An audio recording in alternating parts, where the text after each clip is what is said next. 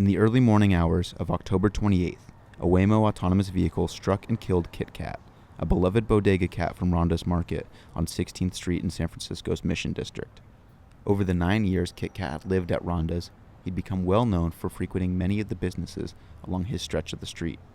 One of the places Kit Kat loved the most was the independent theater next door, the Roxy. We spoke with Rick Norris, the programmer of the theater, about the incident. My name is Rick Norris. I'm a programmer at the Roxy Theater here, and Kit Kat was mine and thousands of others' pets that we would greet here every day. Well, I think the best thing from all this would be if Waymo was equipping their vehicles with detectors underneath their cars so they could stop killing our pets. I mean, why not? We're going to let our town be, a test area for these things.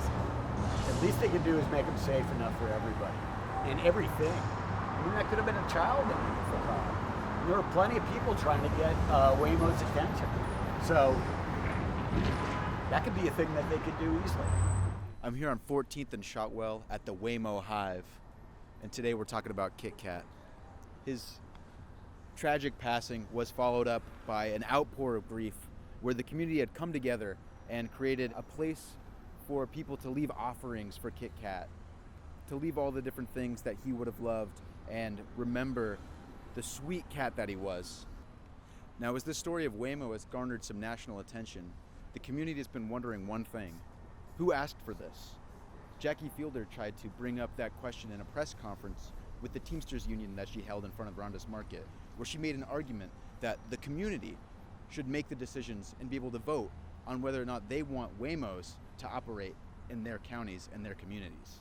For any Waymo, other TNC lobbyists in the crowd, we are absolutely coming for your bottom dollar. And this would not have happened if we had this choice much earlier.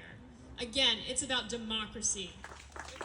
Local communities deserve a say over our streets and over the technologies that affect us. So thank you all so much, and we love you, Kit Kat.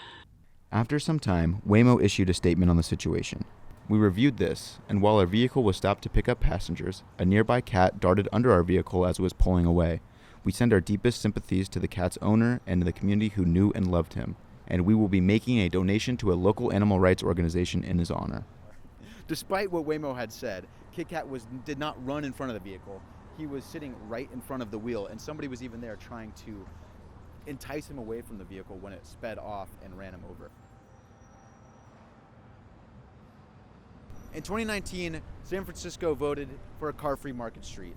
They wanted to open up this area more for cyclists and pedestrians and public transit and limit private vehicles on this road to make it safer for everybody. But unfortunately, in 2025, our billionaire mayor, Daniel Lurie, decided to open up Market Street once again for Lyfts, Ubers, and Waymos, bringing private vehicles back to this stretch of the street, making it much less safe for everybody. Now, a coalition of citizens committees and political organizations spoke about their gripes to the board of the SFMTA at City Hall, and we sat in to get a listen on what they had to say. There were supposed to be actually some improvements, more pedestrian improvements, more bicycle improvements. Those got value engineered out, right? But the Boobie Prize was, well, there are going to be fewer private cars, it'll be safer. And actually, for a while, it was. 2 nights ago, I was at that vigil on the steps of this city hall for the Day of Remembrance for road traffic victims. There was something like 388 since we announced Vision Zero. More cars, robo or not, are not Vision Zero. It is vision non-zero. It is vision more than zero. It is vision some people's convenience is more important than everybody's safety. It is vision tech bros' profit is more important than anybody's safety. We believe that this decision should be made in public to the board of directors that is accountable to the people. And I believe this decision should be made by you with the public and not between the mayor and the lobbyists. In the wake of Kit Kat's tragic passing, his story was covered in news organizations across the country, from the New York Times to the Guardian and then the Chronicle here in San Francisco.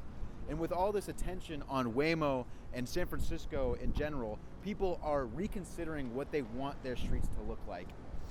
Do we want to have streets that are crowded with autonomous vehicles and ride shares, or do we want to have streets that are more available for public transit, cyclists, and pedestrians, and just everyday people? Thanks to KitKat, many of these concerns have garnered national attention.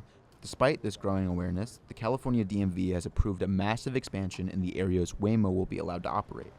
The expansion would bring Waymos to Sacramento, Los Angeles, San Diego, and many other cities, and will likely do so without the input of the communities it seeks to profit from.